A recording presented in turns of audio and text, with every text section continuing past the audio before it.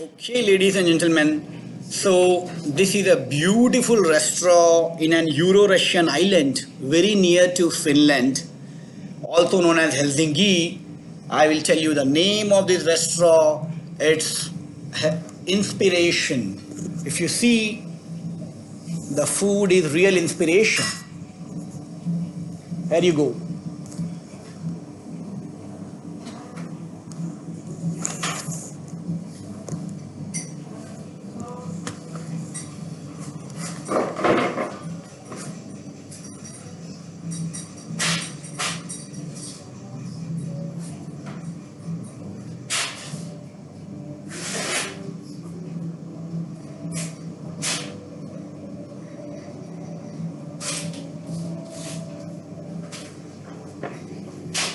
So next time when you come to Tallinn, which is a beautiful restaurant, beautiful island, very near from Finland, Helsinki, you have to take a cruise to Tallinn. Don't miss coming to this restaurant, Inspiration, which is a vegan restaurant. Don't think that I'm branding. It's just because I like the food here. I was quite impressed. So today I'll be talking on a very important point, not on digital transformation, but how would organizations succeed in this digital era? Point number one, instead of a culture building, it should be an idea building and idea to be converted into action. The other day, I was, by the way, this is a beautiful herbal tea, which I'm having now in this restaurant, Inspiration. You can check in Google. Inspiration is a beautiful restaurant in Tallinn, which is an island near Helsinki, Finland. So, Euro-Russian island. So yes, coming to the point, the four key value propositions for organizations to succeed. Point number one, no culture. I mean, no legacy, no preconceived notions, no individual legacies created. It should be transformed into idea generation and how an idea directly impacts revenue recognition, cost recognition, indirectly the business health. So, other day I was trying to figure out a machine learning model created by few folks, and it was implemented for that, Fortune 5 companies in the globe.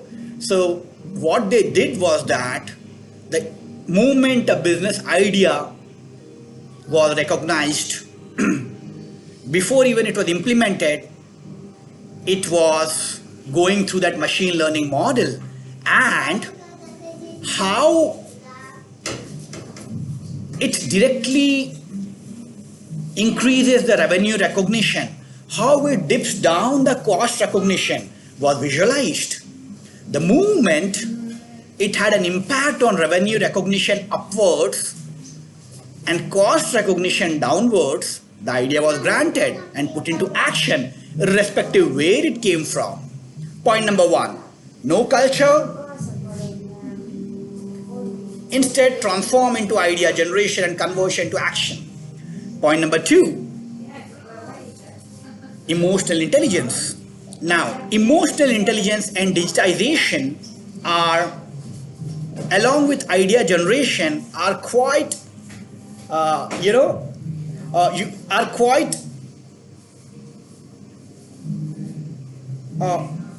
kind of, you can call, dependent on each other.